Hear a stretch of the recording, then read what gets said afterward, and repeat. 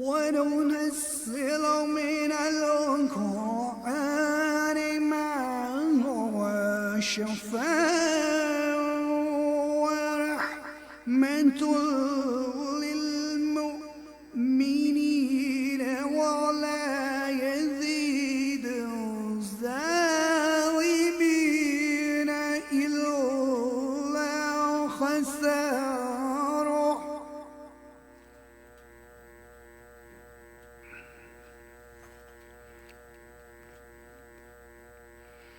آمنت بالله صدق الله العلي العظيم.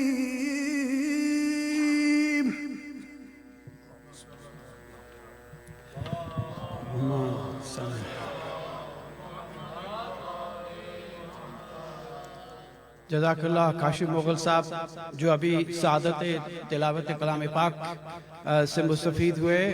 ہم رب العزت کی بارگاہ میں دعا گو ہیں کہ ان کی دنیاوی اور تمام حاجات کو اور دینی حاجات کو اللہ ان بر لائے. خواتین و حضرات، یہ پروگرام براہ راست باب الحوائج کیلگری مرکزی امام بارگاہ کی جانب سے تمام قواعد کو، سوشل ڈسٹنسنگ کو مد نظر رکھتے ہوئے مومنین کی موجودگی میں، اس کے علاوہ یہ لائیو ٹرانسمیشن دنیا بھر میں اس وقت آپ اس کو دیکھ سکتے ہیں. ہمارے پروگرام کی ترتیب کچھ اس طرح سے ہے کہ میں پہلے دعوت دوں گا ہمارے ماسٹر رامز حسین کو، اس کے بعد جناب افضال شاہ صاحب اپنا کلام پیش کریں گے، اس کے بعد عسکری رضوی صاحب وہ ہے مرثیہ جو ہے وہ اپنے احباب کے ساتھ وہ ہمیں عطا کریں گے. پھر اس کے بعد سے ہماری سعادت ہوگی کہ مولانا سید شہنشاہ نقوی جو براہ راست پاکستان سے ہم سے متصل ہوں گے، اور اس کے بعد سے نوحے کے لیے ہم فیضان رضوی صاحب سے درخواست کریں گے، اور پروگرام کا کنکلوژن جو ہے وہ ہماری اپنی کیلگری کی باعث افتخار نوحہ خان پارٹی، وہ حیدر کرار نوحہ خان پارٹی، اس کے بعد سے اختتام پذیر ہوگا. اور جو مومنین یہاں پہ نماز پڑھنا چاہیں گے ان کے لیے نماز کا بھی انتظام ہوگا. وہ ظاہر ہے نماز فرادہ ہوگی کیونکہ ہم سوشل ڈسٹنسنگ کے رولز کو فالو کرتے ہوئے اس پروگرام کو آگے بڑھاتے ہوئے میں سب سے پہلے امام زمانہ عجل فرجہم محمد صلی اللہ علیہ وسلم کی خدمت میں تمام مومنین اور مومنات کی جانب سے ہدیہ تعزیت پیش کرتا ہوں امام جعفر صادق علیہ السلام کی شہادت پہ، اور تمام دشمنان اہل بیت کہ جنہوں نے کسی بھی طرح سے انہیں اذیت دی ان پہ لعنت بھیجتا ہوں. ہمارے چھٹے امام کی ولادت مدینہ میں ہوئی، لیکن آپ نے زندگی کا بیشتر حصہ عراق میں گزارا، جہاں پہ آپ نے دینی تدریس کے علاوہ جو ہے یعنی فتاوی کے علاوہ میجر سائنٹیفک کنٹریبیوشنز امام جعفر صادق علیہ السلام نے پیش کیے. تو اس میں یعنی ہمارے ساتھ بدنصیبی یہی ہے کہ مولا نے اس وقت بھی کہا تھا، اپنے ہی لوگوں سے کہا تھا کہ تم اپنے لیے کتابیں لکھو اور جتنا لکھ سکتے ہو اسے لکھو اور اپنی کتابوں کو محفوظ رکھو، کیونکہ یہ ایک وقت آئے گا کہ تمہیں ان کی بڑی سخت ضرورت پڑے گی. تو میں یہ سمجھتا ہوں especially for our younger generation it's really important that we go and try to decipher the actual teachings of Imam Ja'far Sadiq alayhi salam. He has had students who were remarkable and they brought really the tremendous revolution in the Islamic world which we call the golden age of Islam, and I think that was primarily because of his contributions throughout his period, when very brief period when he was actually allowed to do this. And among his students were Jabir bin Hayyan. Jabir bin Hayyan actually wrote 500 papers and numerous books, and each and every paper that he wrote, he started, Mere Aqa Maula Imam Ja'far Sadiq alayhi salam ne farmaya.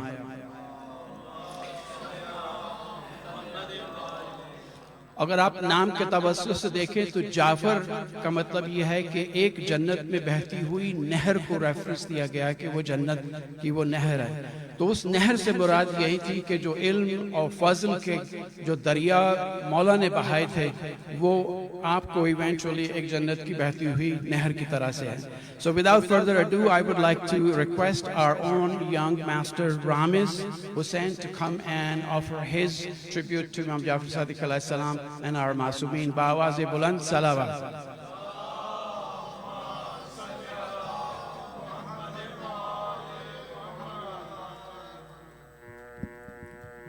اور محمد والی محمد صلی اللہ علیہ وسلم.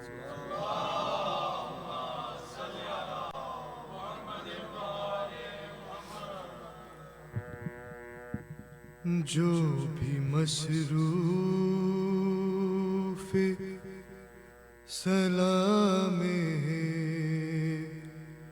شہدا رہتا ہے، جو بھی مصروف سلام شہدا رہتا ہے، گو وہ رہتا نہیں پر نام سدا رہتا ہے، جو بھی مصروف سلام شہدا رہتا ہے. اور شمر کہتا تھا یہی ماں ہے علی اکبر کی، شمر کہتا تھا یہی ماں ہے علی اکبر کی، جس کا ایک ہاتھ کلیجے پہ دھرا رہتا ہے، جس کا ایک ہاتھ کلیجے پہ دھرا رہتا ہے. یہ شرمندگی پانی کے نہ پہنچانے کی، ہے یہ شرمندگی پانی کے نہ پہنچانے کی، نیزے پہ بھی سر عباس جھکا رہتا ہے، نیزے پہ بھی سر عباس جھکا رہتا ہے. اور شام ہوتی ہے تو اونٹوں سے اترتے ہیں حرم، شام ہوتی ہے تو اونٹوں سے اترتے ہیں حرم، پر سر شاہ تو نیزے پہ چڑھا رہتا ہے، پر سر شاہ تو نیزے پہ چڑھا رہتا ہے. اور رو کے یہ ہند کی بیٹی نے سکینہ سے کہا،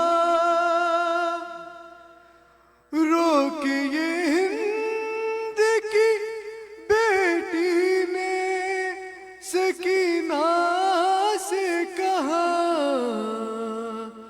سر کس لیے ہر وقت کھلا رہتا ہے، سر تیرا کس لیے ہر وقت کھلا رہتا ہے، اور وہ لگی کہنے یتیموں کی نشانی ہے یہی،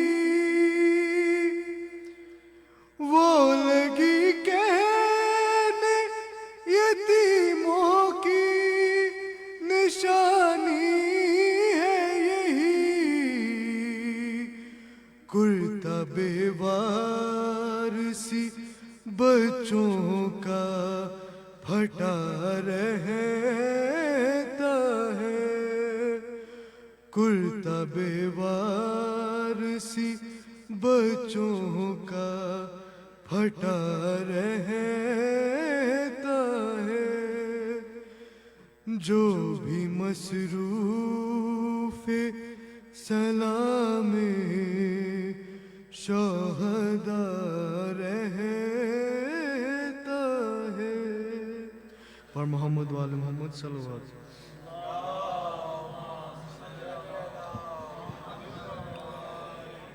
بیٹا سلامت رہو۔ یہ تھے ہمارے رامد حسین۔ ہمارے لیے یہ بچے جو اس ماحول میں پروان چڑھ رہے ہیں یہ باعث افتخار ہیں۔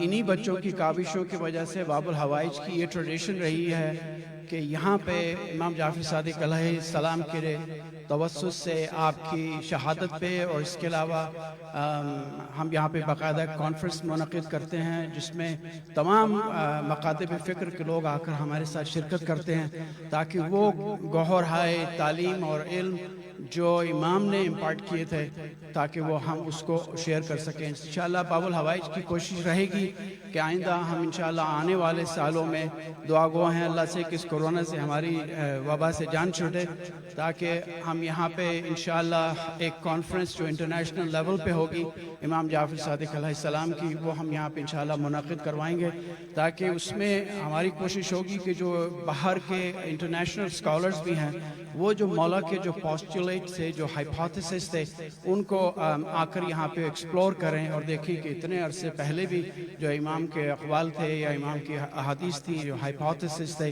انہوں نے کس طرح سے آج کے دور میں بھی جو ہے وہ سائنٹیفک ریولیشنز کو کریٹ کیا۔ میں پروگرام کو آگے بڑھاتے ہوئے کہوں گا کہ 2 تاریخیں ہیں شہادت کی مولا کی، اور اس میں منصور دوان کی ملعون نے کئی مرتبہ امام جعفر صادق علیہ السلام کو شہید کرنے کی کوشش کی، اور کئی مرتبہ آپ کو دربار میں بلایا، اور دربار میں بلانے کے بعد اس پہ ایسی ہیبت ہوتی تھی کہ وہ مولا کو نقصان نہیں پہنچا پایا۔ 10 مرتبہ ایسا ہوا، اور آخرکار اس نے وہی کیا جو بنی امیہ اور بنو عباس کرتے آئے تھے کہ مولا کو زہر دے کے شہید کیا۔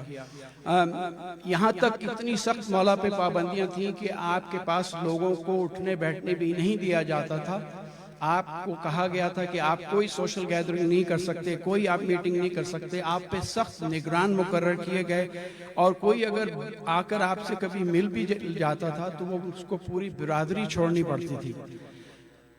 تو اس نے آخر میں آ کے مولا سے کہا، اس کے دل میں کچھ ایسی بات آئی کہ آپ مجھے کوئی ایسا تحفہ دیں کہ جو میرے پاس نہ ہو، کوئی ایسی چیز عطا کریں۔ تو آپ نے اسے رسول اللہ صلی اللہ علیہ وآلہ وسلم کا ایک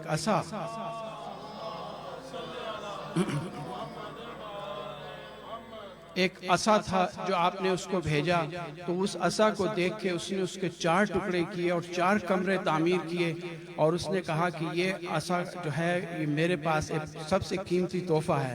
اب دیکھیے ان کی منافقت دیکھیں کہ جو عصا رسول ہے اس سے ان کی محبت کا یہ عالم ہے، اس کی رسپیکٹ کا یہ عالم ہے، لیکن اولاد رسول کو جس طرح سے انہوں نے بروٹلی مرڈر کیا، ان کو قتل کیا، اس کا انہیں قطعاً کوئی احساس نہیں تھا۔ تو وہ تحفہ جب دیا تو اس کے بعد سے پابندی ہٹا دی گئی، اور وہ موقع ایسے ملے مولا کو کہ جس سے آپ نے علم و فضل کے دریا بہائے، اور آپ کے شاگردوں میں 4000 سے زیادہ شاگرد ایسے تھے جو آپ کی تعلیمات سے مستفید ہوتے تھے۔ پروگرام کو آگے بڑھاتے ہوئے میں اپنے ہر دل عزیز بھائی جناب افضال حسین شاہ صاحب سے درخواست کروں گا کہ وہ آئیں اور ہدیہ عقیدت پیش کریں بارگاہ معصومین میں. جناب افضال شاہ صاحب.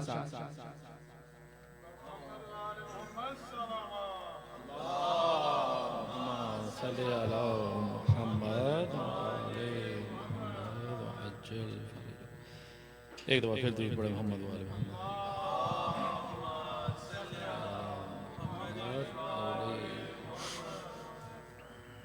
ایک مختصر سی منقبت.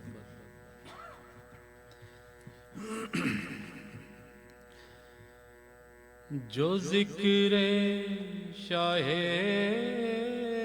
کربلا کر رہا ہے،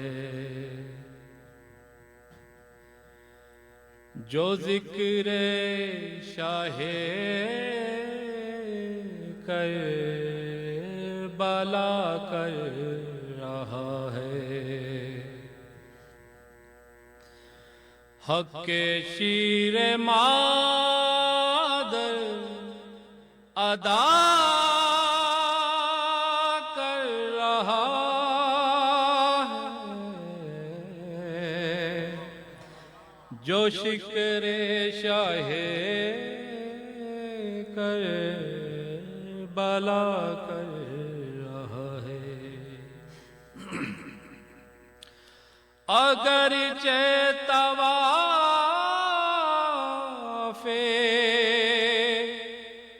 حرم کر رہا ہوں، اگرچہ طواف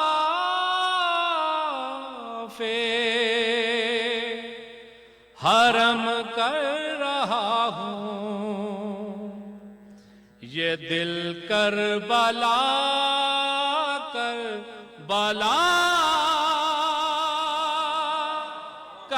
رہا ہے. اگرچہ طواف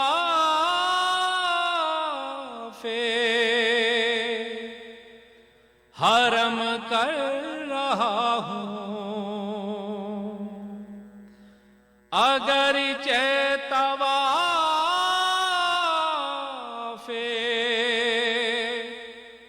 حرم کر رہا ہوں، یہ دل کربلا کر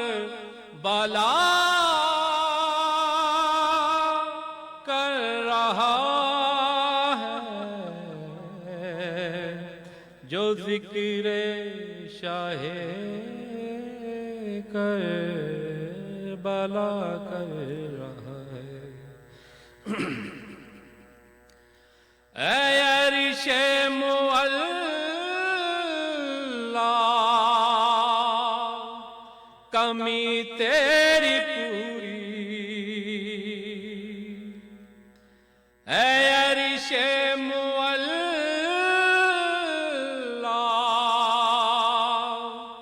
کمی تیری پوری، زمین پر درے سیدہ کر رہا ہے.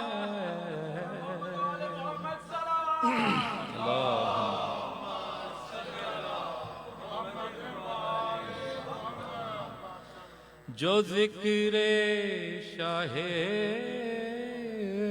کربلا کر رہا ہے، وہی تو ہے مالک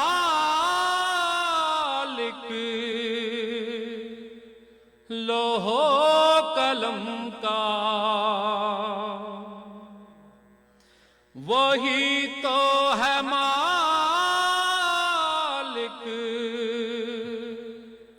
لوح و قلم کا، جو راہب کو بیٹے عطا کر رہا ہے.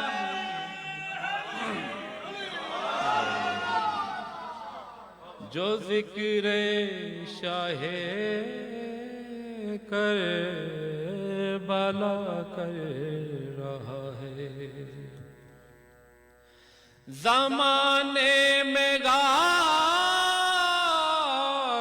کو آنا پڑے گا زمانے میں غازی کو آنا پڑے گا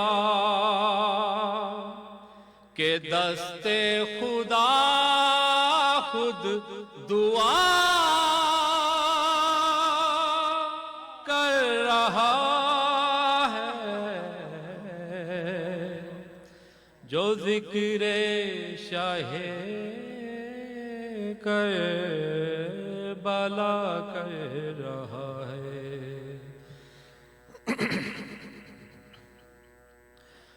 اسے فرش ماتم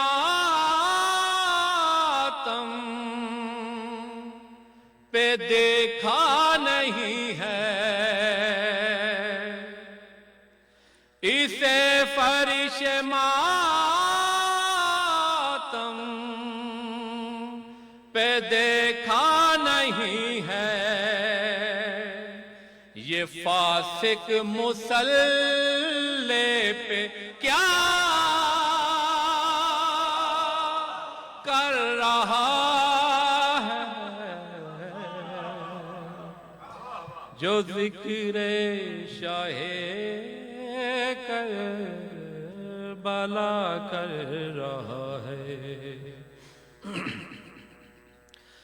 جہاں جنگ جاری ہے اصغر وہاں پر جہاں جنگ جاری ہے اصغر وہاں پر تبسم سے ہر فیصلہ کر رہا ہے جو ذکر شاہ کربلا کر رہا ہے یہ دیکھا ہے ہم نے فقط کربلا میں یہ دیکھا ہے ہم نے فقط کربلا میں طلب آندیوں کو دیا کر رہا ہے جو ذکر شاہ کربلا کر رہا ہے آخری شعر ایک دو درود پڑھ دو محمد والے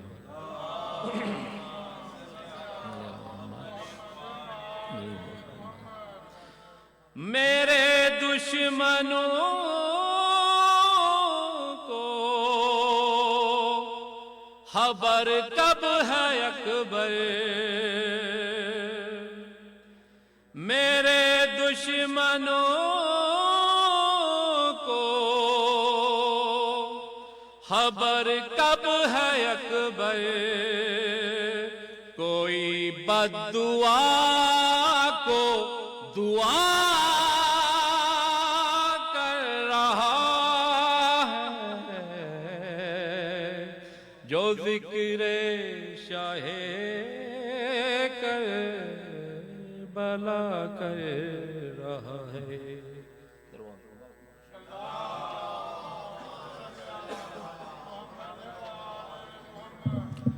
جزاک اللہ افضل شاہ صاحب اللہ آپ کی توفیقات میں اضافہ کرے اور آپ کو اسی طرح سے در آل محمد پہ آپ کی ڈیوٹی لگی رہے ہمیشہ کے لیے تاریخ عرب میں میر علی لکھتے ہیں کہ اسلام میں فکر و نظر کے اعتبار سے سب سے پہلا مدرسہ امام جعفر صادق علیہ السلام نے قائم کیا آپ کے درس میں علماء فقہ حدیث کے علاوہ بڑے بڑے فلسفہ مناطقہ اور صاحبان فکر و نظر شرکت کیا کرتے تھے۔ اگر آپ شاگردوں میں دیکھیں تو آپ کے شاگردوں میں عبان بن تغلب، ابو حمزہ سمالی، محمد بن مسلم، نعمان بن ثابت، مالک بن انس، جابر بن حیان۔ اگر صرف جابر بن حیان ہی کو کنسیڈر کر لیں تو انہوں نے جو 500 سے زیادہ ریسرچ پیپر اور بے انتہا کتابیں لکھی ہیں، اور ہر کتاب میں میں نے جیسے پہلے کہا تھا اس کی ابتدا آپ نے ایسے ہی کی کہ میرے آقا و مولا امام جعفر صادق علیہ السلام نے ارشاد فرمایا۔ تو جب مولا کلاس لیا کرتے تھے تو آپ کی کلاس کے پیچھے ایک تختی لگی ہوتی تھی، اس تختی پہ یہ لکھا ہوتا تھا کہ یتیم وہ نہیں ہے کہ جس کا باپ مر گیا، یتیم وہ ہے کہ جس نے علم حاصل نہیں کیا۔ تو ہمارے ہاں علم کی جو فضیلت تھی وہ اس کی یعنی فاؤنڈیشن امام جعفر صادق علیہ السلام نے باقاعدہ طور پہ رکھی۔ اس کے علاوہ عزاداری کو جو فروغ دیا ہے، اب جیسے مرثیہ کے لیے میں عسکری رضوی صاحب کو دعوت دوں گا، تو مولا اکثر اپنے اصحاب سے یہاں تک کہا کرتے تھے کہ جو مرثیہ پڑھتے تھے کہ انہوں نے جب مرثیہ شروع کیا تو بے انتہا گریا۔ اس کے بعد مولا کہتے تھے نہیں ایسے نہیں، تم ایسے مرثیہ پڑھو کہ جیسے تم میرے جد حسین کی قبر پہ کھڑے ہو۔ ابھی مرثیے کے 2 بند اور ہوتے تھے تو پھر آپ بھی یہ کہا کرتے تھے کہ ایسے نہیں بلکہ ایسے پڑھو کہ جیسے تم میرے جد حسین کی قبر میں اترے ہوئے ہو، اور وہاں سے اور اس کے بعد سے جو گریہ کی آہو بقا بلند ہوتی تھی تو دور دور تک پورے محلے میں ایک آہو بقا کا سلسلہ شروع ہو جایا کرتا تھا۔ تو عزاداری سید الشہداء کو جو آج لوگ کہتے ہیں کہ آپ بلند آواز سے گریہ مت کریں، وہ اس بات کا خیال رکھیں کہ یہ گریہ ایک ایسی چیز ہے کہ جس کو ہمارے ہاں ایک بنیادی مقام حاصل ہے۔ And for the sake of our children, I would like to quote one of the hadiths of Imam Ja'far Sadiq alayhi salam. And he says, O Lord, have mercy upon those eyes which have shed tears and compassion for us, and upon those hearts which have been restless and blistered for us, and upon those wailings which have been for us. Imam Ja'far Sadiq alayhi salam. تو جو اصحاب آپ کے خاص طور پہ جو مرثیہ گو اس وقت ٹریڈیشنلی آپ کے پاس آ کے مرثیہ امام حسین پیش کیا کرتے تھے، ان میں ابو عمارہ، عبداللہ ابن غالب اور عبداللہ بن خلد جو ہے وہ شامل ہیں۔ میں بغیر کسی تاخیر کے ریکویسٹ کروں گا، دعوت دوں گا جناب عسکری رضوی صاحب کو کہ وہ آئیں اور 100 سلام اور مرثیہ پیش کریں۔ بآواز بلند صلوات۔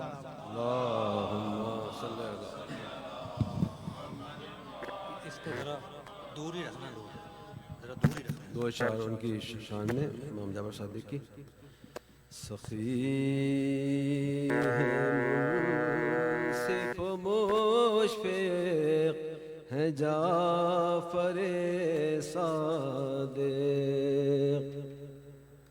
سخی ہے منصف مشفق ہے جعفر صادق، نبی کی طرح سے صادق ہے جعفر صادق، نبی کی طرح سے صادق ہے جعفر صادق، فقیہ ان سے بڑا کون ہے زمانے میں، فقیہ ان سے بڑا کون ہے زمانے میں، امور فقہ کے خالق ہے جعفر صادق، امور فقہ کے خالق ہے جعفر صادق، لکھا تھا جس پہ محمد نے دین کا آئین، اسی ورق پہ چھٹی عشق ہے جعفر صادق، سخی ہے منصف و مشفق ہے جعفر صادق بر محمد آل محمد صلی اللہ علیہ وسلم.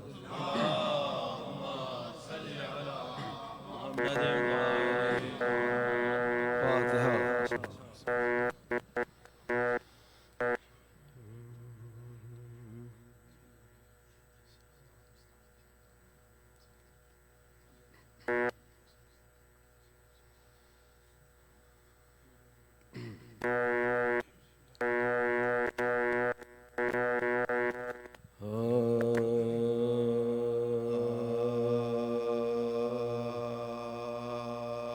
قول صادق ہے سنے دل سے غلامان حسین. قول صادق ہے سنے دل سے غلامان حسین. جو بھی غم میں میرے دادا کے کرے شیون و شے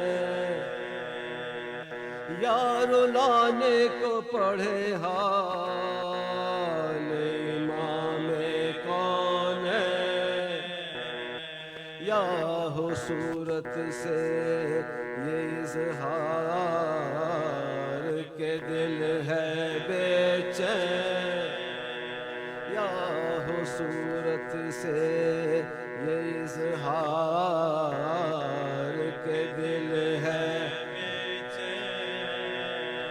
اجر عرفان امامت بیقین بخشیں گے اور میرے نانا اسے فردوس بری بخشیں گے. میرے نانا اسے فردوس بری بخشیں گے. ان مجالس کے جو منصور کو پہنچے اخبار جذبہ قتل شہ پاک ہوا پھر بیدار. جلوہ گر آپ تھے ایک حجرے میں اور چند انصار. آگ لگوا دی وہاں چاروں طرف سے ایک بار. آگ لگوا دی وہاں چاروں طرف سے ایک بار. پڑ گیا غل پسر صاحب معراج جلا. ہائے گھر فاطمہ کا تیسری بارات جلا. ہائے گھر فاطمہ کا تیسری بارات جلا. آگ بجھ جانے کی حاکم نے خبر جب کہ سنی مشتعل آتش بغض اور ہوئی. شیخ کو انگور سمالود کی ڈالی بھیجی. چند دانے جو کیے نوش قیامت آئی. چند دانے جو کیے نوش قیامت آئی. خون کے ساتھ رگوں میں صفے سے سیل گئے.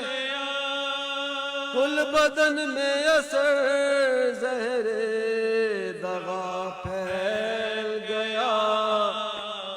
کل بدن میں اثر زہر دغا پھیل گیا. السلام ہے میرے نانا میرے دادا میں فدا، السلام ہے میری دادی جگر خیر ورا، السلام ہدف غم حسن سب قبا، السلام شہ مظلوم غریب الغربا، السلام شہ مظلوم غریب الغربا،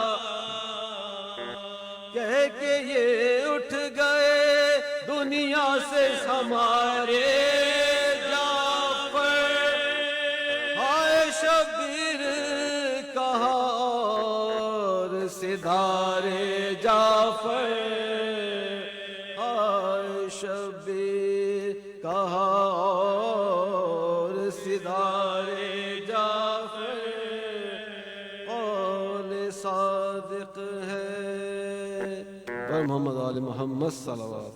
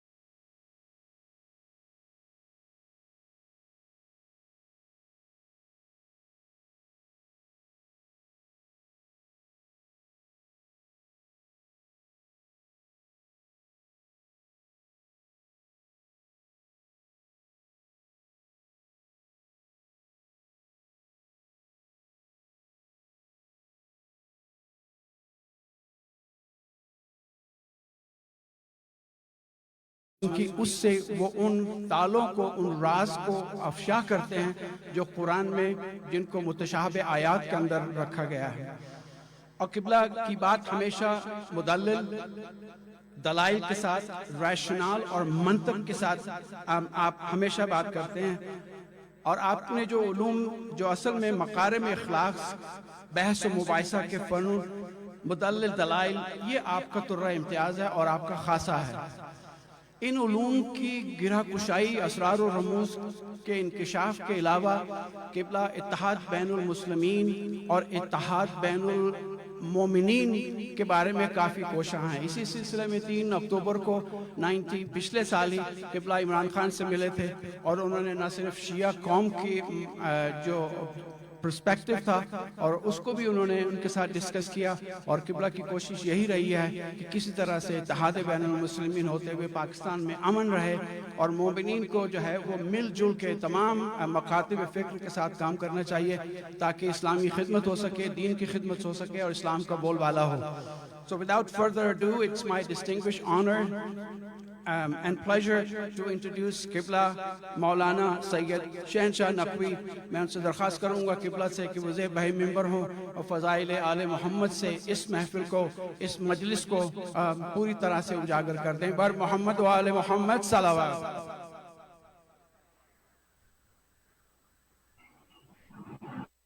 رحم اللہ من قرأ الفاتحہ۔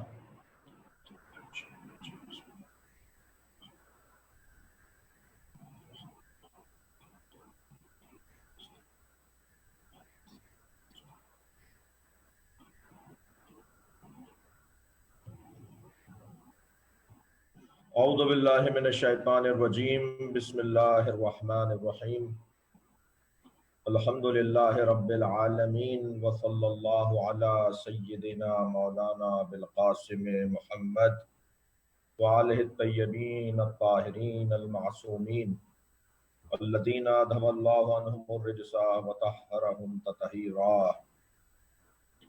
ولعنۃ اللہ علی اعدائہم اجمعین من یوم عداوتہم الى قیام یوم الدین، اما بعد، قال الحکیم فی قرآن الکریم، بسم اللہ الرحمن الرحیم، الم تر کیف ضرب اللہ مثلا کلمۃ طیبۃ کشجرۃ طیبہ اصلها ثابت وفرعها فی السماء، ومثل کلمۃ خبیثۃ کشجرۃ خبیثہ اجتثت من فوق الارض ما لها من قرار، تؤتی اکلها کل حین باذن ربها، یضرب اللہ الامثال للناس لعلہم یتذکرون۔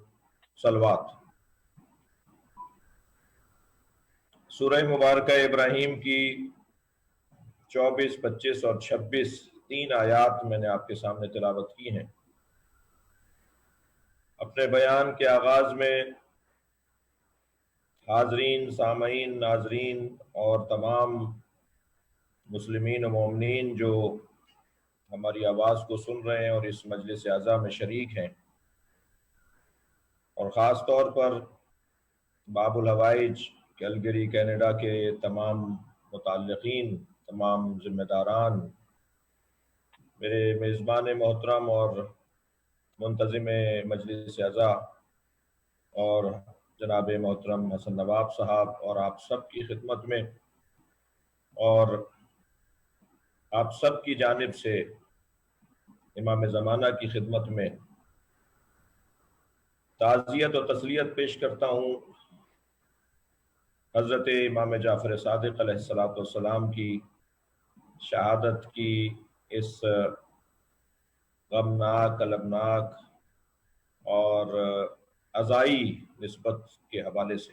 میں نے آپ کے سامنے جو آیات تلاوت کی ہیں وہ کیونکہ آپس میں بہت زیادہ مربوط ہیں، اس لیے میں نے 3 آیتیں آپ کے سامنے پڑھی ہیں۔ ارشاد ہو رہا ہے، الم تری کیف ضرب اللہ مثلا، اے میرے حبیب آپ نے دیکھا کہ آپ کے اللہ نے کیسی مثال دی ہے، کلمۃ طیبہ، کلمہ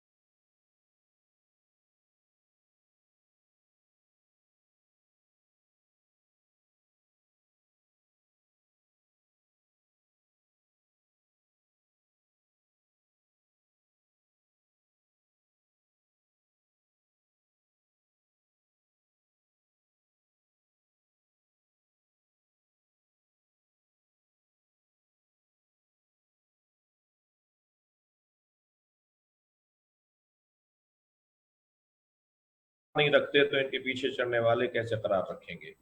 یہ خود مستقل نہیں ہوتے تو ان کی پیروی کرنے والے مستقل کیسے ہوں گے؟ وہ جو روزانہ رنگ بدلتے ہوں، روزانہ اپنے نظریے بدلتے ہوں. یہ شجرہ خبیثہ کی قرآن مجید نے صفات بیان کی. اب شجرہ طیبہ کی صفات میں پروردگار عالم نے دو صفتیں تو یہ بیان فرمائی کہ اصلھا فی الثابت، اصلھا ثابت و فرعھا فی السماء، اصلھا ثابت و فرعھا فی السماء، اس کی جڑیں مضبوط ہیں اور اس کی شاخیں آسمانوں میں ہیں. اور تیسری صفت تیسری آیت کے اندر یعنی 26ویں آیت کے اندر ارشاد فرمایا اللہ نے کہ تؤتی اکلھا کل حین، ہر شجرہ طیبہ یہ ہر موسم میں پھل دیتا ہے. یہ واحد درخت ہے جو ہمیشہ بار آور رہتا ہے، جو ہمیشہ عطا کرنے والا ہے، جو ہمیشہ دینے والا ہے. بے اذن رب، البتہ اس کا یہ کمال، اس کی یہ صفت، اس کا یہ حسن کہ وہ اصلھا ثابت ہے، فرعھا فی السماء ہے، تؤتی اکلھا کل حین باذن ربھا. یہ تمام اس کی جو کمالات اور صفات ہیں وہ اللہ کی وجہ سے ہیں، اللہ کی طرف سے ہیں، اللہ ہی نے اسے یہ کمال عطا کیا ہے.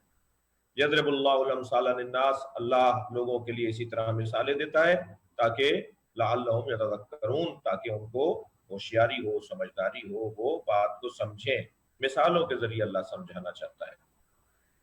قرآن مجید کی ان 3 آیات سے استفادہ کرتے ہوئے میں تمہیدی بیان سے چند دقیقے، چند لمحات اور آپ کے چاہوں گا. ایک تو یہ کہ اس کلام میں اللہ کے ان تینوں آیات میں پروردگار عالم نے 2 طرح کے نظاموں کا ذکر کیا ہے. ایک نظام طیب، ایک نظام خبیث. ایک خباثت کا نظام، ایک طہارت اور پاکیزگی اور پاکی کا نظام. 2 نظاموں کا ذکر کیا ہے. جب انسان صاحب اختیار قرار پایا ہے، جب انسان صاحب عقل قرار پایا ہے تو وہ صاحب اختیار ہے، صاحب عقل ہونے کے سامنے دونوں ہی رستے ہیں.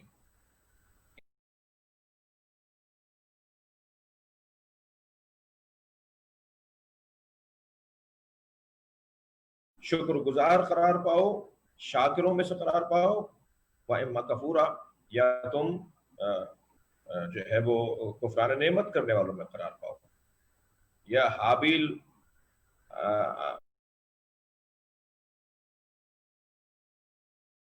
کا جو آغاز سے ہی یہ 2 نظریے چلتے آ رہے ہیں، ایک شجرہ طیبہ اور ایک شجرہ خبیثہ. یہ شجرہ طیبہ کی 3 جو صفات بیان کی ہیں میں ان کو دہرانا چاہوں گا. سب سے پہلے تو اصلھا فی الثابت، اصلھا ثابت وفرعھا فی السماء، اصلھا ثابت، اس کی جڑیں بہت مضبوط ہیں. جڑوں کا مضبوط ہونا، اس کا مضبوط ہونا، وہ کسی بھی بڑے سے بڑے طوفان کا سامنا کرنا، بڑی مشکل ترین حالات کا سامنا کرنا، یہ اس شجرہ طیبہ کی صفت ہے. ثابت ہے، یعنی ایک چیز ثابت ہے، وہ نہیں جائے گی کہیں. تم کیا کرو گے، کتنا کرو گے، تم کیا کر سکتے ہو اس کے خلاف، تم اپنی ساری کوششیں بھی کر لو گے تو وہ ثابت ہے، وہ کہیں نہیں جا رہا. یعنی اہل بیت عصمت و طہارت. اب یہ احادیث پیغمبر کے اندر اور دعائے ندبہ میں بھی آپ پڑھتے ہیں، اور ادعیہ کی دعاؤں کی کتابوں کے علاوہ زیارات کی کتابوں میں، زیارت جامعہ میں آپ پڑھتے ہیں کہ شجرہ طیبہ سے مراد اہل بیت عصمت و طہارت، پیغمبر کا خانوادہ، نبی مکرم کا خانوادہ، اہل بیت مصطفیٰ شجرہ طیبہ ہیں. اور جو ان کے مقابلے میں آیا، جس نے ان کے خلاف اعمال انجام دیے، وہ شجرہ خبیثہ ہے. اور البتہ شجرہ خبیثہ والے تعداد میں بھی زیادہ ہیں اور ان کی شناخت بھی مشکل ہے. شجرہ طیبہ کی شناخت آسان ہے، نسبتاً آسان ہے، لیکن شجرہ خبیثہ کی شناخت بھی مشکل ہے. یہ کیونکہ رنگ بدلتے ہیں، یہ کیونکہ نظریے بدلتے ہیں، یہ روزانہ ایک نئی بات کر رہے ہوتے ہیں. لیکن شجرہ طیبہ اصلھا ثابت، اس کی اصل ثابت ہے. کیا کرو گے تم ان کے خلاف؟ تاریخ بشریت میں مولا علی سے بڑھ کر کسی کے خلاف اتنا ریشہ دوانیاں، سازشیں، منصوبے نہیں بنے واحد شخصیت ہے تاریخ بشریت کی کہ جن کے خلاف عوامی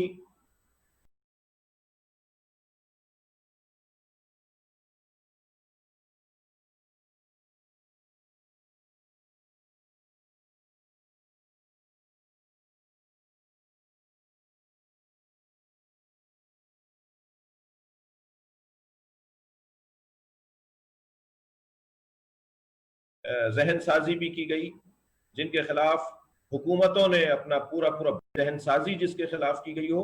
میں یہاں ایک جملہ اخلاقی پیغام کے طور پر اور اپنے گھریلو مسائل کے حل کے لیے بھی ایک نسخہ دیتا ہوا جاؤں گا۔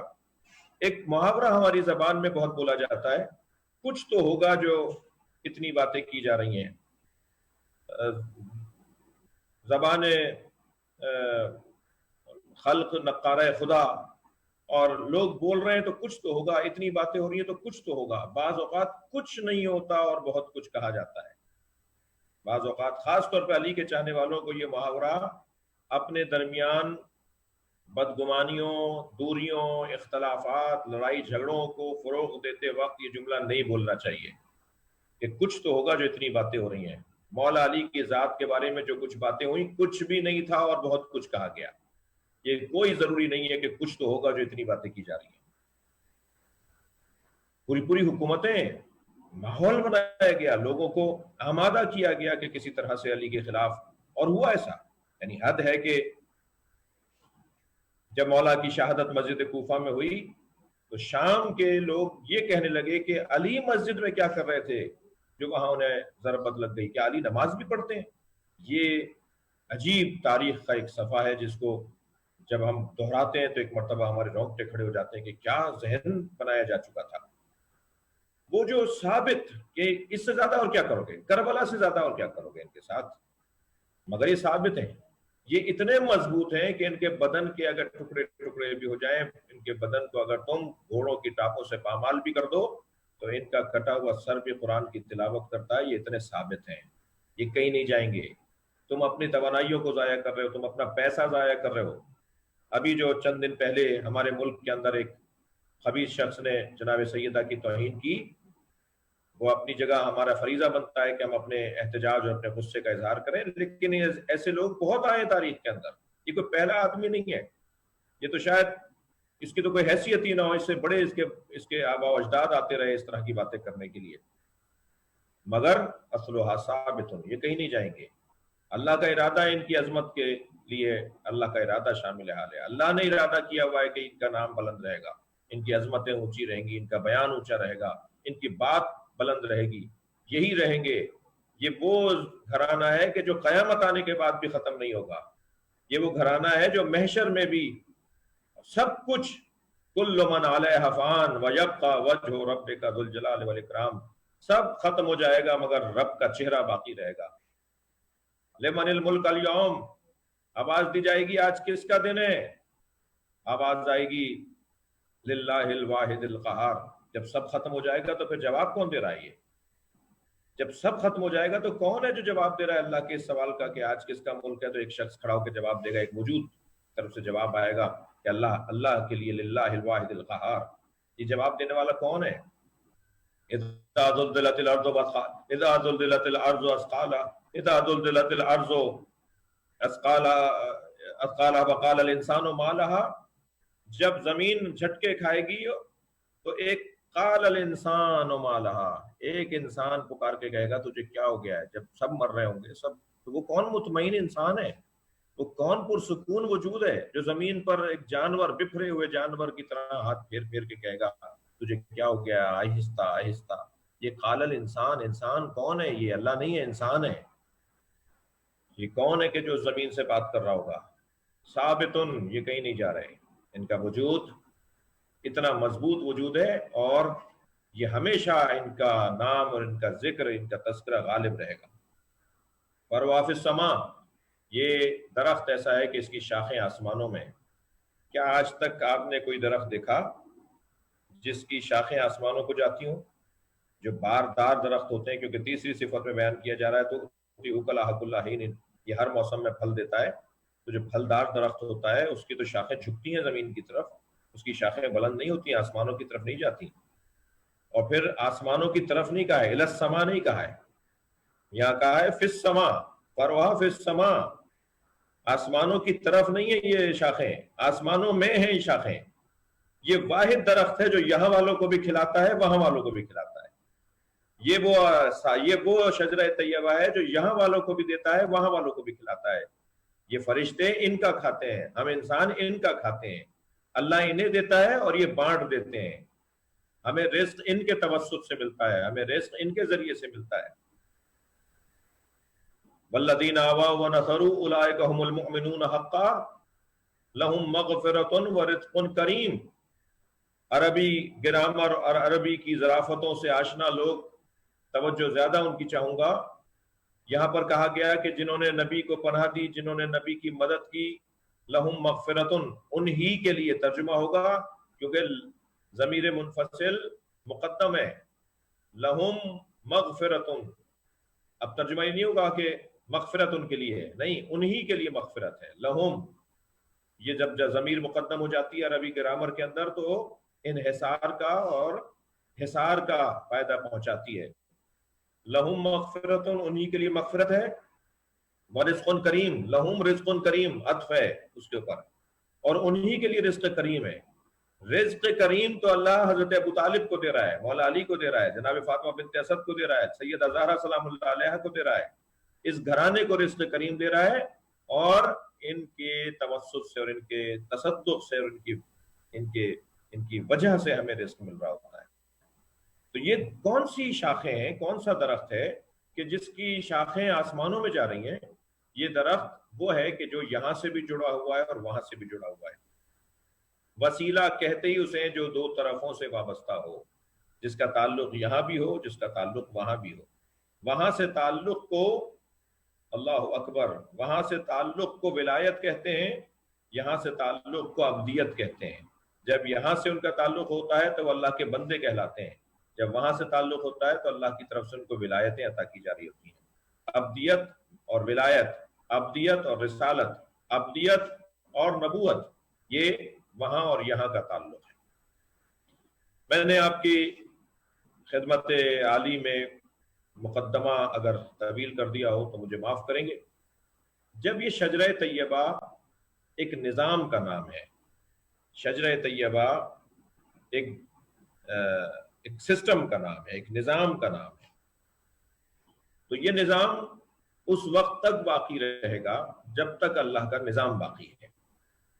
لہذا پروردگار عالم کی جانب سے اس نظام کے جو ستون ہیں، اس نظام کے جو رکن رکین ہیں، اس نظام کے جو اہم ترین عنوانات اور اہم ترین وجود ہیں، ان میں ایک وجود کا نام حضرت امام جعفر صادق علیہ السلام ہے.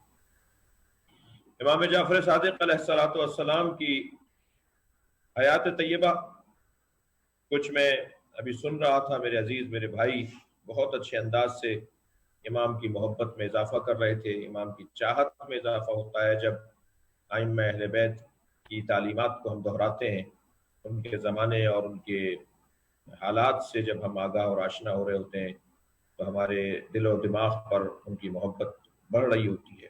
اور ان مجالس کا ایک مقصد بھی یہی ہے، اور عمدہ ترین مقصد بھی یہی ہے کہ ہم جب مجلس منعقد کرتے ہیں تو اس مجلس کے ذریعے سے ہم اس عظیم ہستی کے اوپر غور کرتے ہیں، اور پھر اس کے کمالات، کیونکہ امام رضا علیہ السلام کا فرمان ہے کہ تم ہمارے کمالات کو بیان کرو، خود بخود لوگ ہماری اتباع کرنے لگیں گے. ہمیں اہل بیت کے کمالات کو بیان کرنا ہے، لوگ اتباع خود بخود کریں گے. کوئی بھی سالم انسان جس کا شامہ سالم ہو، وہ خوشبو کو سونگھے بغیر اور خوشبو سے محظوظ ہوئے بغیر نہیں رہ سکتا. تو اہل بیت کے کمالات کا بیان اس مجلس عزا کا ایک مقصد ہے، اور بڑا عمدہ اور اصلی مقصد ہے. یہاں جس ممدوح کی خدمت میں اور آپ حاضر ہیں، ان کی حیات طیبہ کے باب میں چند امتیازات حضرت کی شخصیت کے اندر، حضرت کے وجود مبارک میں چند امتیازات پائے جاتے ہیں. ان امتیازات میں اگر میں 3 امتیازات کا ذکر کروں تو وقت کا بھی خیال رہے گا. سب سے پہلا امتیاز تو یہ کہ नबी मुकर्रम ने ऐलान नबूवत फरमाया, ऐलान रिसालत फरमाया, और आपने अपने अमीन और सादिक होने के ज़रिए से अपना कलमा पढ़वाया। यानी पहले आपने अपने किरदार को तस्लीम करवाया, तस्लीम किया लोगों ने आपके किरदार को कि ये अमीन है, यानी इनका अमल कमाल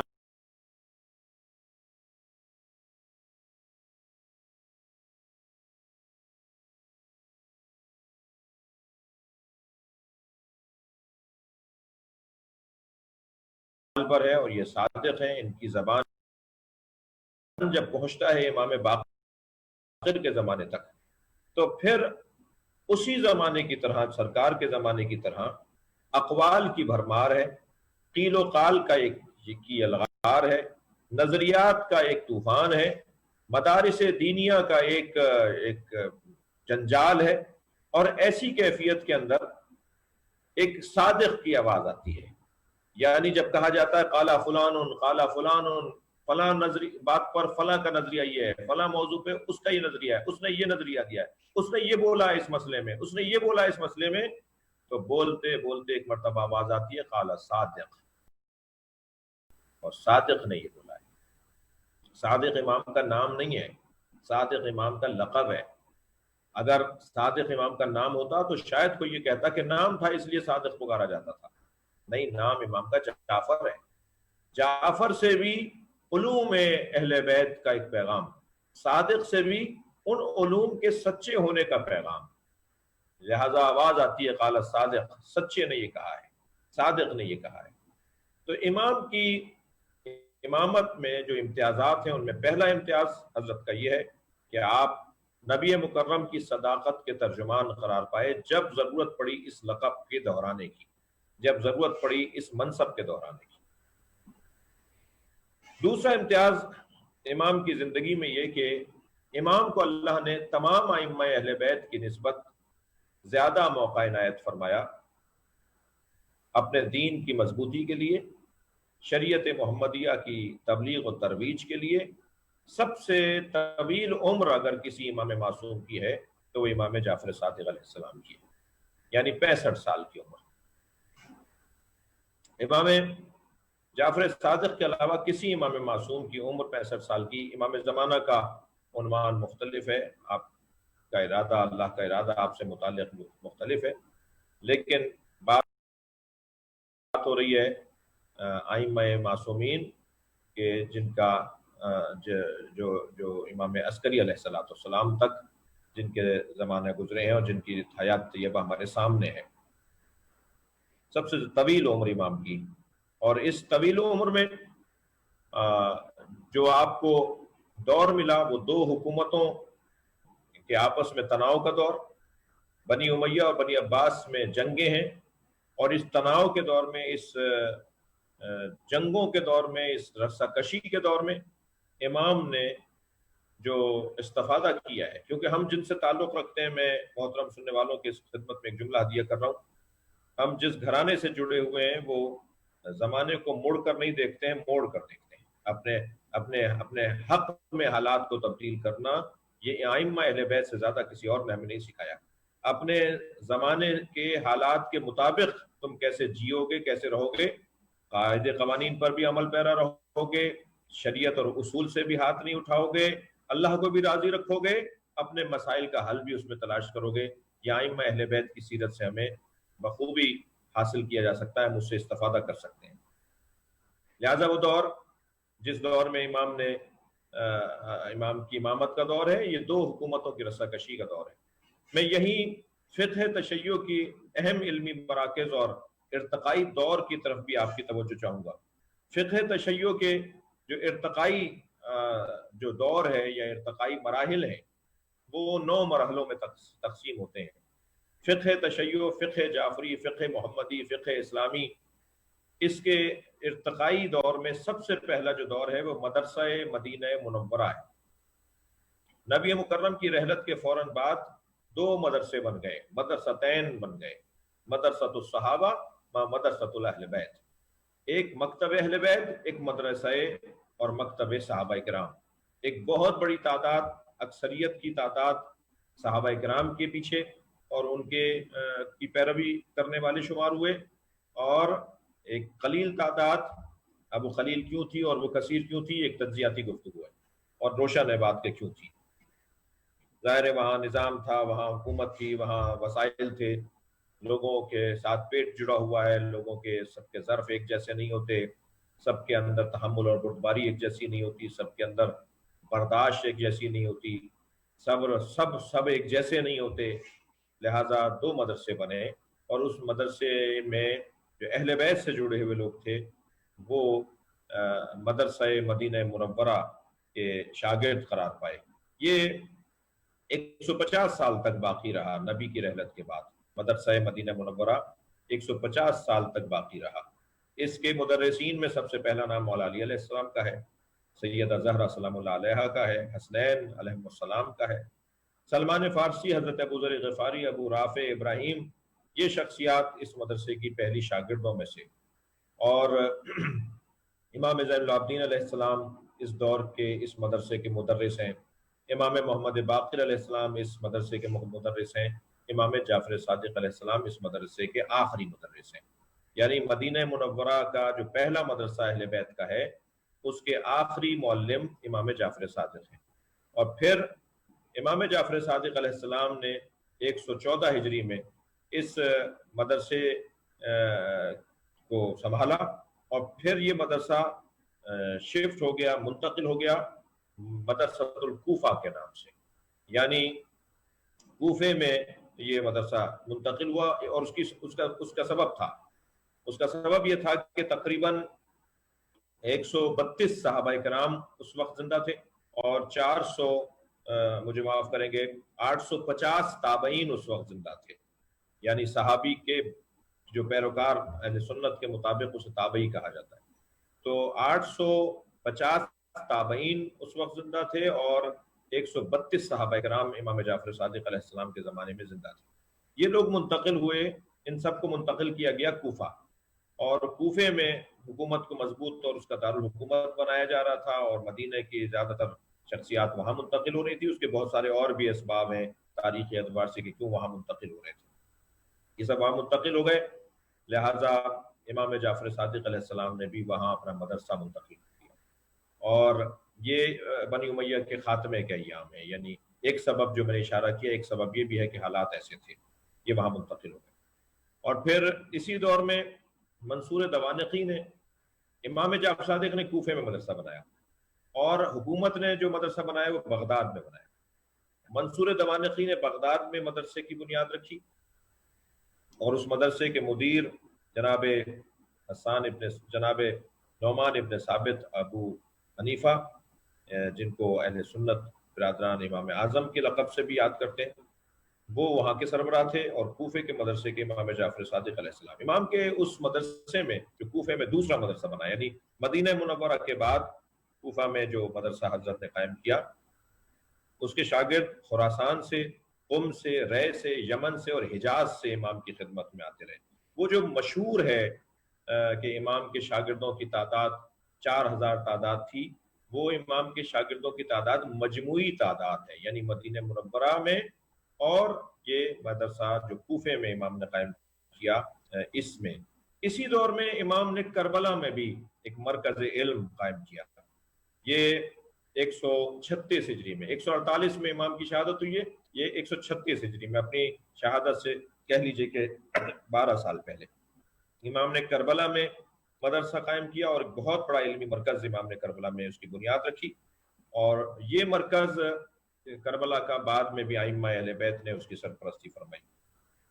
اور پھر یہ جو کربلا اور کوفے کا امام کا مرکز تھا، یہ امام عسکری کے زمانے تک، امام کے غیبت، امام وقت کے امام زمانہ کی غیبت صغرا تک یہ مدرسے بہت ہی آب و تاب کے ساتھ، ایک جد و جہد کے ساتھ زندہ رہے۔ اور پھر قم اور رے کے اندر 4 ہجری میں مدرسہ قائم ہوا، 5 ہجری میں بغداد میں شیعہ مدرسہ قائم ہوا، 6 ہجری میں حلہ میں مدرسہ قائم ہوا، اور پھر 7ویں اور اس کے بعد کی ہجری 7ویں 8ویں میں مدرسہ نجف اشرف میں قائم ہوا، اور 448 ہجری یعنی اب سے تقریباً کہہ لیجئے کہ 1000 سال پہلے، جب تغرل بیگ सलजूकियों ने हमला किया नजफ अशरफ के ऊपर और हिल्ला पर और बगदाद पर जो अहले बैत के मदरसे थे उन पर हमला किया, और शिया किताब खानों को सलजूकियों ने, तुगरल बेग ने जलाया। कई किताब खाने जलाए इन्होंने। सबसे बड़ा जो किताब खाना जलाया गया जिसमें उस वक्त में खत्ती नुस्खे, यकीनन उस वक्त में हाथ से लिखा जाता था और असली किताबें जो मौलफीन की होती थी वो लाइब्रेरी के अंदर मौजूद थी, वो शेख उत-ताइफा शेख तूसी का मदरसा और उनकी लाइब्रेरी, उनका किताब खाना था जो सलजूकियों ने जला दिया। आजकल पाकिस्तान के अंदर पाकिस्तान टेलीविज़न एक तुर्की ड्रामा दिखा रहा है, और उस ड्रामे का जो किरदार है वो जो सल्तनत उस्मानिया की बुनियाद कहाँ से पड़ी। सल्तनत उस्मानिया से पहले और सल्तनत उस्मानिया के कायम करने वालों ने शिया रियासत को ख़त्म किया। फातिमियों की रियासत और सफ़वियों की रियासत, ये जो एक किरदार दिखाया जा रहा है उसमें इसके वालिद ने, सलमान शाह ने और इन लोगों ने और सलजूकियों ने जो है और इसी तरह सलाहुद्दीन अय्यूबी ने, इन लोगों ने फातिमी हुकूमत का खात्मा किया, सफ़वी हुकूमतों का खात्मा किया।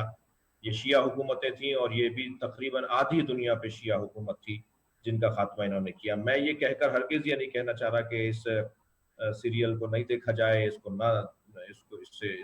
ना देखा जाए, नहीं, इसे देखना चाहिए, और इसके अंदर मौजूद जो तारीखी वाक़यात हैं वो उसको देखने में कोई ऐब नहीं है, लेकिन ये जहन में रहे कि ये तारीख का एक, बहरहाल ये किस्सा आगे बढ़ता है और फिर हौज़ इल्मिया क़ुम की बुनियाद पड़ती है तकरीबन 1000 साल पहले, और फिर लखनऊ के मदरसे की बुनियाद पड़ती है तकरीबन 400 साल पहले, और अवध के बादशाहों ने, गरज इमाम जाफर सादिक अलैहिस्सलाम के बुनियाद रखा हुआ जो निज़ाम तालीम है वो आज अल्हम्दुलिल्लाह एक आबोताब के साथ इस दुनिया में अपना रंग दिखा रहा है।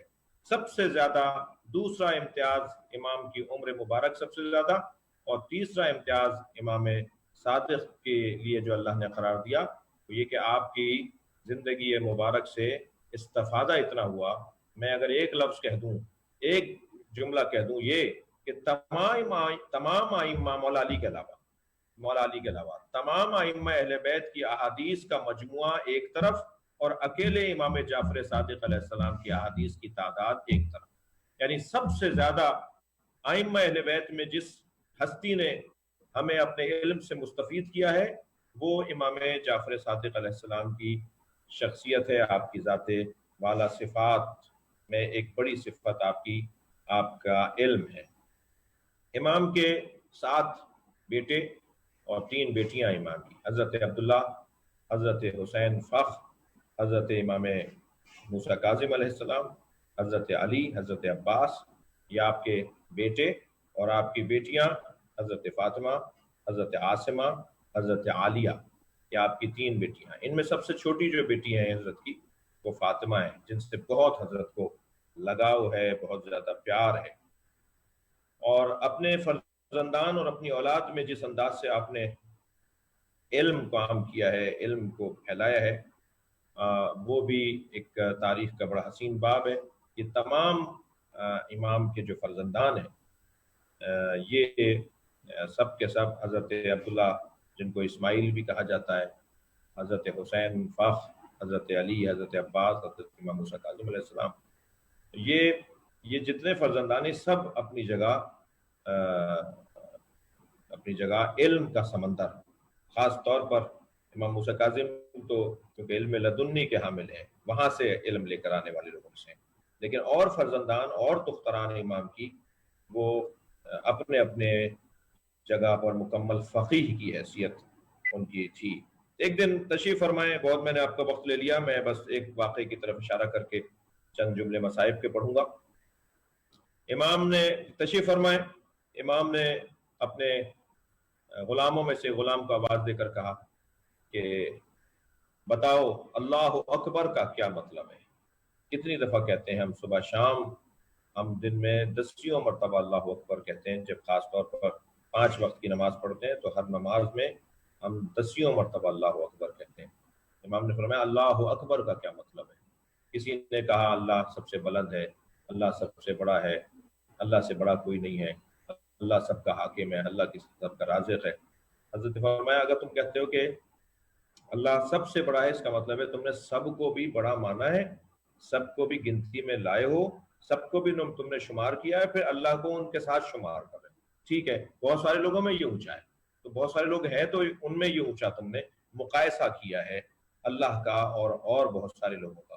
حضرت فرمایا نہیں، اللہ اکبر کے یہ معنی نہیں ہے کہ اللہ سب سے بڑا ہے، بلکہ اللہ اکبر کے معنی ہے اللہ اکبر عین یوسف، اللہ بڑا ہے اس چیز سے جو اس کے بارے میں کہی جاتی ہے، اللہ بڑا ہے اس بات سے جو اس کے بارے میں کہی جاتی ہے، اللہ کی تعریف جو کی جاتی ہے اللہ اس سے بڑا ہے، اللہ اکبر کا یہ مطلب ہے۔ بس میں نے آپ کو بہت زحمت دی، مجھے معاف کریں گے۔ پروردگار عالم کی بارگاہ میں دعا گو رہوں گا کہ اللہ ہمارے اس مرکز کو جس میں اس وقت ہم بیٹھے ہیں، ہم اس سے جڑے ہوئے ہیں، اسے ترقی عطا فرمائے، اس کے جو مسائل اور مشکلات ہیں انہیں آسان فرمائے، اور ہمارے عزیز جنہوں نے زحمت کی اور محبت فرمائی، مجھے حکم دیا کہ میں حاضر رہوں، ان سب کے آپ سب کے رزق و عزت میں اضافہ فرمائے۔ قصہ یہ ہے کہ عزت بھی بڑی تھی تو مصیبت بھی بڑی ہے۔ امام جعفر صادق علیہ السلام کی مصیبتوں میں ایک بڑی مصیبت یہ کہ امام پر جو بے ادبیاں، دیکھیے تکلیف بدن کو بھی ہوتی ہے اور تکلیف روح کو بھی ہوتی ہے۔ بدن کی تکلیف جسم کا گھاؤ، جسم کا زخم بھر جاتا ہے، مگر جو روحانی تکلیف ہوتی ہے، جو ذہنی تکلیف ہوتی ہے، وہ صدیوں باقی رہتی ہے۔ اعصابی جس کو کہتے ہیں حملہ، ایک بدنی حملہ ہوتا ہے، ایک اعصابی حملہ ہوتا ہے۔ یہ جو اعصابی حملے ہوتے ہیں، مثلا آپ نے دیکھا کہ پہلے 3 حکومتوں میں نبی کے بعد جو 3 پہلی خلافتیں ہیں، اس میں حضرت ابو طالب کے ایمان پر کوئی بحث ہی نہیں ہے، کسی بھی ان تینوں شخصیات میں سے کسی نے حضرت ابو طالب کے ایمان پہ کوئی تبصرہ نہیں کیا۔ لیکن شام کے حاکم نے مولا علی کو جب بہت تنگ کر لیا اور اس نے دیکھا کہ تلوار سے ان سے نہیں جیتا جا سکتا، تو پھر اس نے مولا علی پر اعصابی حملہ کیا، مولا کے چاہنے والوں پر، اہل بیت پر، خاندان نبوت پر اعصابی حملہ کیا، اور وہ ایمان ابو طالب کا مسئلہ چھیڑ کر کہ ابو طالب معاذ اللہ صاحب ایمان نہیں تھے۔ یہ اعصابی حملہ ہے۔ ایک کل ایمان کو کہا جائے کہ تمہارا باپ ایمان نہیں رکھتا تھا، یہ اعصابی حملہ ہے۔ کربلا میں، اس کے بعد ائمہ اہل بیت کی زندگیوں میں اگر آپ دیکھیں تو اعصابی حملے جو تھے، وہ جو روحی حملے تھے، وہ بہت زیادہ تکلیف دہ باتیں ہیں، جو شاید ہمیں بدنی تکلیفوں سے زیادہ وہ رلا دیتی ہیں۔ ہماری آنکھوں میں ان واقعات کو سن کر جو آنسو آتے ہیں، اس کی کیفیت ہی کچھ اور ہوتی ہے۔ امام جعفر صادق علیہ السلام پر بھی جو ظلم ہے، جو منصور دوانقی کی جانب سے، ابو العباس صفاح کی جانب سے، یہ بنی امیہ کے اور بنی عباس کے خلفاء کی جانب سے جو امام کے اوپر ظلم ہے، اس کی ایک لمبی داستان ہے۔ میں صرف ایک روایت سناؤں گا، اور میں اس مجلس کی تیاری کے لیے جب اس روایت کو پڑھ رہا تھا تو اس وقت بھی میرا حال غیر ہو رہا تھا، اب بھی اللہ کرے میں بیان کر پاؤں۔ روایت کہتی ہے ان المنصور امر ان یحرق دار الامام الصادق، منصور دوانقی نے حکم دیا کہ جعفر صادق کو ان کے گھر کے ساتھ جلا دو۔ امام کے بچے، امام کی سب سے چھوٹی بیٹی فاطمہ اور امام کے گھر کی بیویاں اسی گھر میں ہیں۔ روایت کہتی ہے ان المنصور امر ان یحرق دار الامام الصادق، اس کے بعد کی روایت کا جملہ العلویات داخل الدار، بیویاں گھر میں تھیں، علویات، علوی بیویاں، سیدانیاں گھر میں تھیں۔ جب گھر کو آگ لگائی گئی تو ارتفعت اصواتہن، بیویوں کے چیخنے اور رونے کی آوازیں بلند ہو رہی تھیں۔ فخرج الامام الصادق، امام اپنے حجرے سے اس حالت میں نکلے، علیہ قمیص، امام نے قمیص پہنی ہوئی تھی، وادار، آپ نے اپنے کمر میں پٹکا باندھا ہوا تھا، وہو یقول، اور یہ کہہ رہے تھے انا ابن الاعرق الثراء انا ابن ابراہیم الخلیل، تم آگ لگا دو، میں ابراہیم خلیل کی اولاد ہوں۔ اور پھر روایت کہتی ہے دخل علیہ بعض شیعتہ، جب گھر کو آگ لگ گئی تو بعض شیعہ پہنچے جو تاخیر سے پہنچے، جو جنہیں اطلاع ہوتی رہی، جنہیں علم ہوتا رہا، وہ پہنچے. جب امام کی خدمت میں پہنچے تو فوجدوہ حدیثا باقیہ، تو امام کو دیکھا کہ امام رو رہے ہیں، امام کی آنکھوں میں آنسو ہیں. حضرت سے چاہنے والے نے کہا مولا آپ ہمیں حکم دیتے ہیں کہ ہم صبر کریں، برداشت کریں. فرمایا میرا یہ رونا بے صبری نہیں ہے، میرا یہ رونا حسین مظلوم جد امجد سادات کے اوپر رونا ہے. فرماتے ہیں جب میرے گھر میں آگ لگ رہی تھی، نظر تو الی نسائی و بناتی، میں نے اپنے گھر کی عورتوں اور اپنی بیٹیوں کو دیکھا کہ من حجرت الی حجرت، من مکان الی مکان، وہ ایک حجرے سے دوسرے حجرے میں جا رہی تھی، وہ ایک جگہ سے دوسری جگہ دوڑتی تھیں. میں نے دیکھا میری بچی کے کپڑوں میں آگ لگی ہوئی ہے اور میں انہی کے ساتھ تھا، میں انہیں تڑپتا ہوا اور انہیں پریشان دیکھ رہا تھا. تب مجھے یاد آیا کہ حسین کے خیموں میں جب آگ لگی تھی تو سکینہ ایک خیمے سے دوسرے خیمے میں بچیوں کے کپڑوں میں آگ لگ گئی تھی. حسین کی بہن زینب بچوں کو جمع کر رہی تھی اور آوازیں دے رہی تھی، کوئی ہے جو بنات رسول کو بچائے، کوئی ہے جو اولاد رسول کو بچائے. الا لعنت اللہ علی قوم الظالمین فسيعلم الذین ظلموا أي منقلب ينقلبون.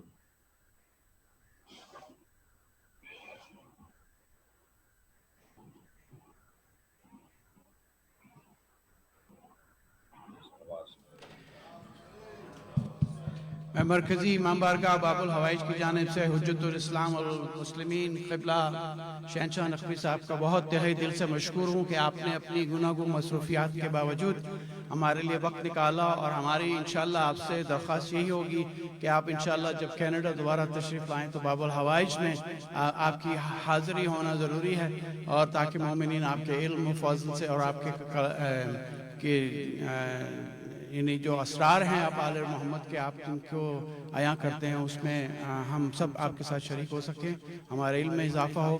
اب میں یہ مجلس کے اختتام میں دعا گو ہوں کہ جن احباب نے خاص طور پہ ہمارے افضال شاہ صاحب نے مجلس کو اسپانسر کیا، اللہ ان کی توفیقات میں اضافہ کرے. مجلس کے بعد صاحب سے یہ درخواست ہوگی کہ ان کے اہل خانہ کے لیے ایک سورہ فاتحہ، اب میں درخواست کروں گا نوحے کے لیے اپنے فیضان کو کہ آئیں وہ نوحہ پیش کریں.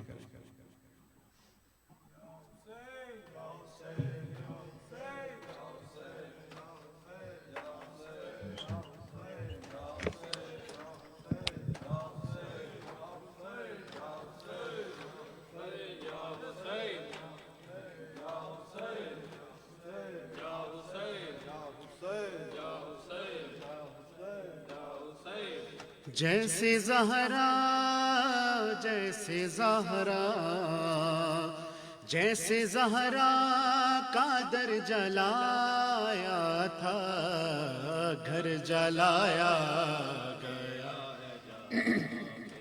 کا گھر جلایا گیا ہے جعفر کا، گھر جلایا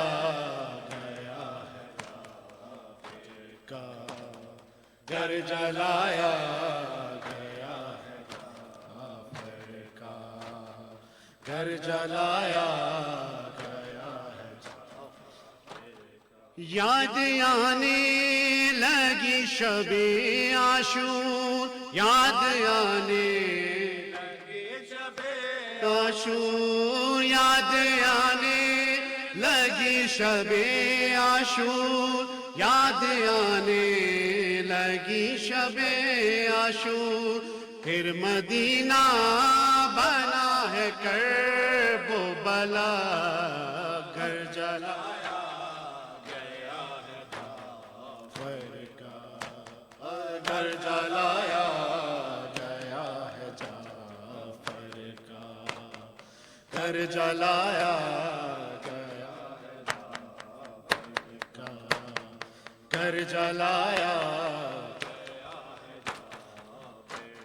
گھر میں سیدانیاں بھی تھی موجود، گھر میں سیدانیاں بھی تھی موجود، گھر میں سیدانیاں بھی تھی موجود گھر میں سیدانیاں بھی تھی موجود پھر وہ منظر تھا شام غربت کا گھر جلایا گیا ہے جعفر کا گھر جلایا گیا ہے جعفر کا گھر جلایا گیا ہے جعفر کا گھر جلایا گیا ہے جعفر کا کیوں غریبوں کا گھر جلاتے ہو کیوں غریبوں کا گھر جلاتے ہو کیوں غریبوں کا گھر جلاتے ہو کیوں غریبوں کا گھر جلاتے ہو کیا مسلمان نہیں ہے خوف خدا گھر جلایا گیا ہے جعفر کا گھر جلایا گیا ہے جعفر کا گھر جلایا گیا ہے جعفر کا گھر جلایا دشمنی کیا ہے آل احمد سے دشمنی کیا ہے آل احمد سے دشمنی کیا ہے آل احمد سے دشمنی کیا آل احمد سے پھر محمد کو کیوں رلایا گیا گھر جلایا گیا جعفر کا گھر جلایا گیا جعفر کا گھر جلایا گیا جعفر کا یوں گرفتار کون کرتا ہے یوں گرفتار کون کرتا ہے یوں گرفتار کون کرتا ہے یوں گرفتار کون کرتا ہے کیوں مسلح سے ہے گھسیٹا گیا گھر جلایا گیا جعفر کا گھر جلایا گیا ہے گھر جلایا گیا ہے جعفر کا گھر جلایا ہائے مولا امام صادق کو ہائے مولا امام صادق کو ہائے مولا امام صادق کو ہائے مولا امام صادق کو زہر دے کر شہید کر ڈالا گھر جلایا گیا گھر جلایا گیا ہے جعفر کا گھر جلایا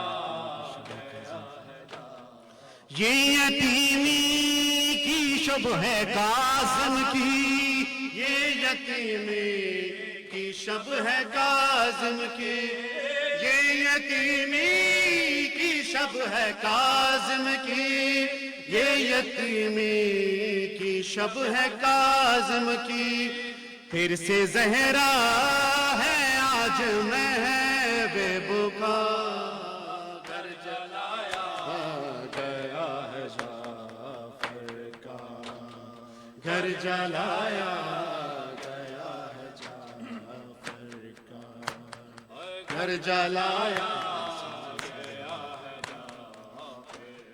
قبر مسمار مثل زہرا ہے قبر مسمار مثل زہرا ہے قبر مسمار مثل زہرا ہے قبر مسمار مثل زہرا ہے اور رونے پہ بھی ہے پہرا لگا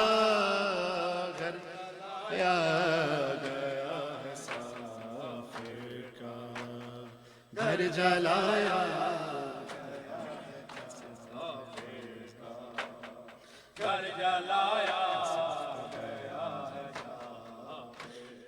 کیسے اختر بیاں وہ منظر کیسے اختر بیاں ہو وہ منظر کیسے اختر بیاں ہو وہ منظر کیسے اختر بیاں ہو وہ منظر ابن باقر کا جب جنازہ اٹھا گھر جلایا گیا جابر کا گھر جلایا گیا جابر کا حسین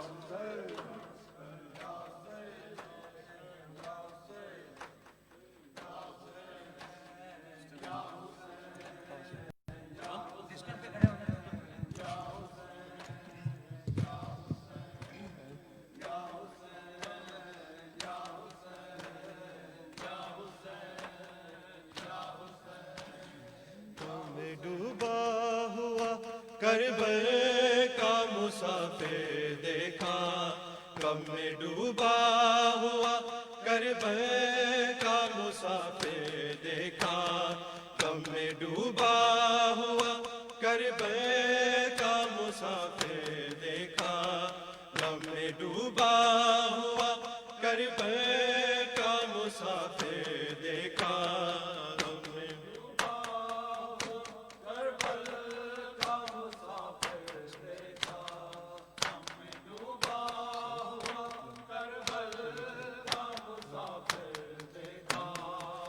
میں ڈوبا ہوا کربل کا مسافر دیکھا غم میں ڈوبا ہوا کربل کا مسافر دیکھا غم میں ڈوبا ہوا کربل کا مسافر دیکھا غم میں ڈوبا ہوا کربل کا مسافر دیکھا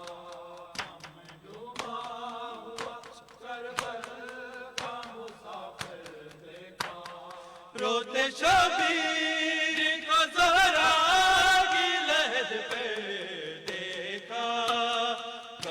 ڈوبا ہوا کربل کا مسافر دیکھا غم میں ڈوبا ہوا کربل کا مسافر دیکھا غم میں ڈوبا ہوا کربل کا مسافر دیکھا اپنا سر مار کے دیوار سے رویا غازی اپنا سر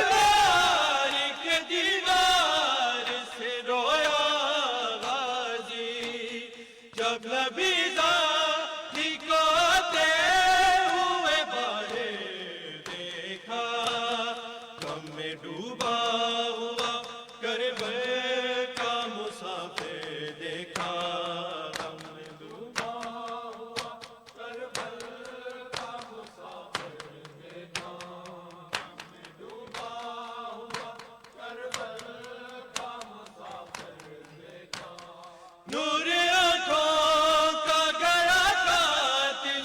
سے پوچھے حسین نور آنکھوں کا گیا قاتلوں سے پوچھے حسین کوئی بدلا ہے کسی نے میرا اکبر دیکھا غم میں ڈوبا ہوا کربل کا مسافر دیکھا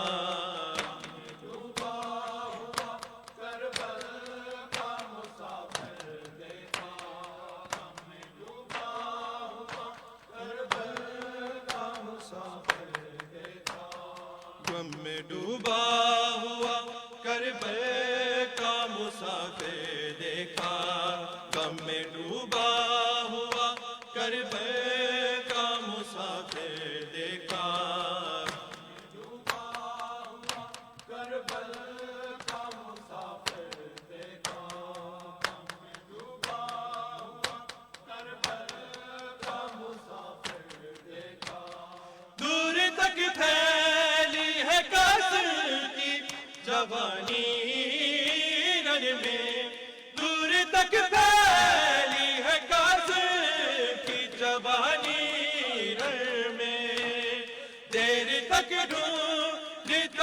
سین کے پیمبر دیکھا غم میں ڈوبا ہوا کربلا کا مسافر دیکھا غم میں ڈوبا ہوا کربلا کا مسافر دیکھا غم میں ڈوبا ہوا کربلا کا مسافر دیکھا یہ خدا جانے کے زندہ رہی یا مر گئی ماں یہ خدا جانے کے زندہ رہی یا مر گئی ماں شہ کے ہاتھوں پہ ہے جب لاشائے اصغر دیکھا غم میں ڈوبا ہوا کربلا کا مسافر دیکھا غم میں ڈوبا ہوا کربلا کا مسافر دیکھا غم میں ڈوبا ہوا کربلا کا مسافر دیکھا روتے شبیر کو زہرا کی لہد پہ دیکھا غم میں ڈوبا ہوا کربلا کا مسافر دیکھا غم میں ڈوبا ہوا کربلا کا مسافر دیکھا غم میں ڈوبا ہوا کربلا کا مسافر دیکھا ساتھ بابا کے ہی مر گئی ہے سکینہ لوگوں ساتھ بابا کے ہی مر گئی ہے سکینہ لوگوں پیاسی گردن پہ جو معصوم نے خنجر دیکھا غم میں ڈوبا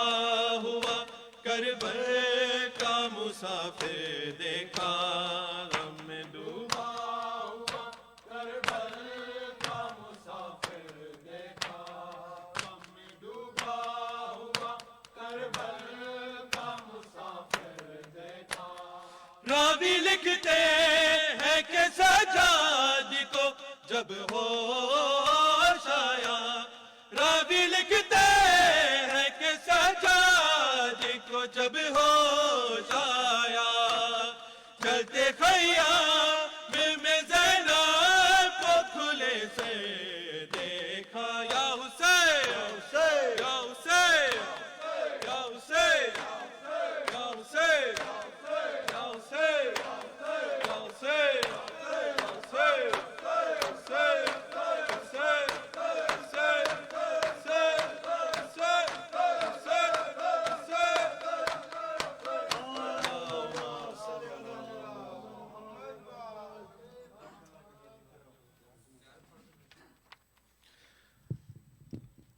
السلام علیکم یا رسول اللہ یا خاتم النبیین السلام علیکم یا